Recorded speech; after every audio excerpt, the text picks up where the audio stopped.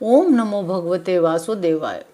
भगवान श्री कृष्ण की कथाओं का आश्रय लेने वाले भक्तजनों, मैं संध्या रानी महात्मा वेद व्यास जी और गुरुजनों की आज्ञा से श्रीमद् भागवत महापुराण के चतुर्थ स्कंद के अध्याय 3 को प्रारंभ करती हूँ। अध्याय 3, सती का पिता के यहाँ यज्ञोत्सव में जाने के लिए आग्रह करना। मैत्रेय जी कहते हैं, विदुर जी, इस प्रकार उन ससुर और दामाद को आपस में वैर विरोध रखते हुए बहुत अधिक समय निकल गया। इसी समय ब्रह्मा जी ने दक्ष को समस्त प्रजापतियों का अधिपति बना दिया। इससे उसका गर्व और भी बढ़ गया। उसने भगवान शंकर आदि ब्रह्मनिष्ठों को यज्ञ भाग न देकर उनका तिरस्कार करते हुए पहले तो वाजपेयी यज्ञ किया और फिर बृहस्पति सव नाम का महायज्ञ आरंभ किया।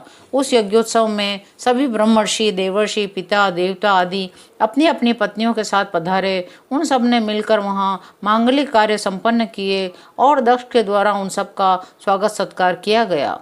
उस समय आकाश मार्ग से जाते हुए देवता आपस में यज्ञ की चर्चा करते जाते थे। उनके मुख से दक्ष कुमारी सती ने अपने पिता के घर होने वाले यज्ञ की बात सुन ली। उन्होंने देखा कि हमारे निवास स्थान कैलाश के पास से होकर सब ओर से चंचल नेत्रों वाली गंधर्व और यक्षों की स्त्रियां चमकीले कुंडल और हार पहने खूब सज धज कर अपने अपने पतियों के साथ विमानों पर बैठी उस यज्ञोत्सव में जा रही हैं। इससे उन्हें भी बड़ी उत्सुकता हुई। उन्होंने अपने पति भगवान भूतनाथ से कहा। सती ने कहा, वामदेव, सुना है इस समय आपके ससुर दक्ष प्रजापति के यहाँ बड़ा भारी यज्ञोत्सव हो रहा है। देखिए, ये सब देवता वहीं जा रहे हैं। यदि आपकी इच्छा हो तो हम भी चलें इस समय अपने आत्मियों से मिलने के लिए। मेरी बहनें भी अपने अपने पतियों के सहित वहां अवश्य आएंगी। मैं भी चाहती हूँ आपके साथ वहां जाकर अपने माता पिता के दिए हुए गहने, कपड़े आदि उपहार स्वीकार करूँ। वहां अपने पतियों से सम्मानित बहनों, मौसियों और अपनी जननी को देखने के लिए मेरा मन बहुत दिनों से उत्सुक है। हे कल्याणमय, इसके सिवा यहाँ महर्षियों का रचा हुआ श्रेष्ठ यज्ञ भी देखने को मिलेगा। हे अजन्मा प्रभु, आप जगत की उत्पत्ति के हेतु हैं। आपकी माया से रचा हुआ यह परम आश्चर्यमय त्रिगुणात्मक जगत आप ही में भास रहा है। किंतु मैं तो स्त्री स्वभाव होने के कारण आपके तत्व से अनभिज्ञ और बहुत दीन हूँ। इसलिए इस समय अपनी जन्मभूमि देखने को बहुत उत्सुक हो रही हूँ। जन्म रहित नीलकंठ, देखिए, इनमें कितनी ही स्त्रियां तो ऐसी है जिनका दक्ष से कोई संबंध भी नहीं है, फिर भी ये अपने अपने पतियों के साथ खूब सज धज कर झुंड के झुंड वहां जा रही हैं।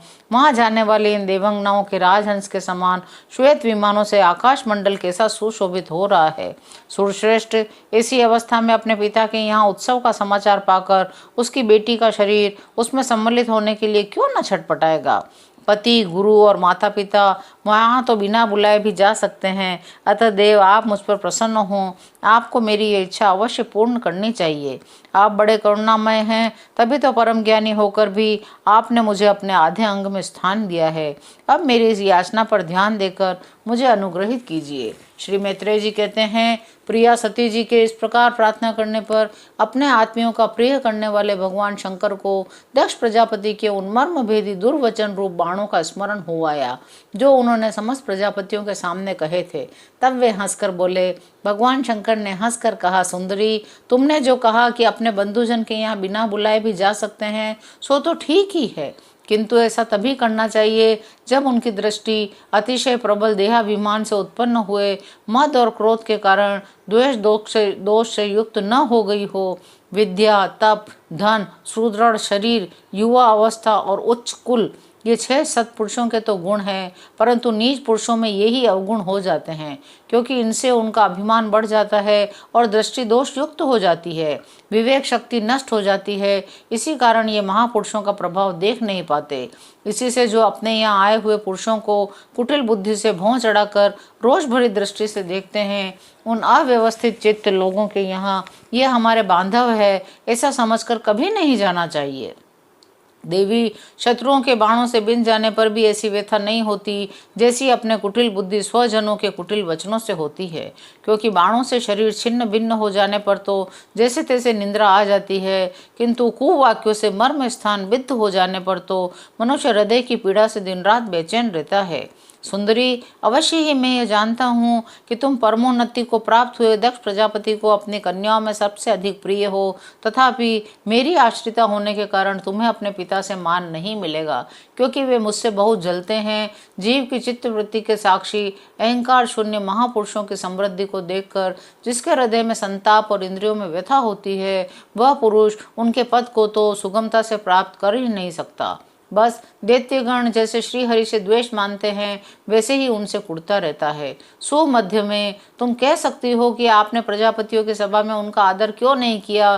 सो ये सम्मुख जाना, नम्रता दिखाना, प्रणाम करना आदि क्रियाएं तो लोक व्यवहार में परस्पर की जाती हैं, तत्वज्ञानियों के द्वारा बहुत अच्छे ढंग से की जाती हैं। वे अंतर्यामी रूप से सबके अंतःकरणों में स्थित परम पुरुष वासुदेव को ही प्रणाम आदि करते हैं।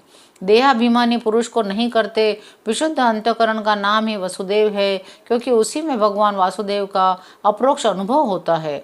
उस शुद्ध चित्त में स्थित इंद्रियातीत भगवान वासुदेव को ही मैं नमस्कार किया करता हूँ। इसलिए प्रिय, जिसने प्रजापतियों के यज्ञ में मेरे द्वारा कोई अपराध न होने पर भी मेरा कटु वाक्यों से तिरस्कार किया था, वह दक्ष यद्यपि तुम्हारे शरीर को उत्पन्न करने वाला पिता है, तो भी मेरा शत्रु होने के कारण तुम्हें उसे अथवा उसके अनुयायियों को देखने का विचार भी नहीं करना चाहिए।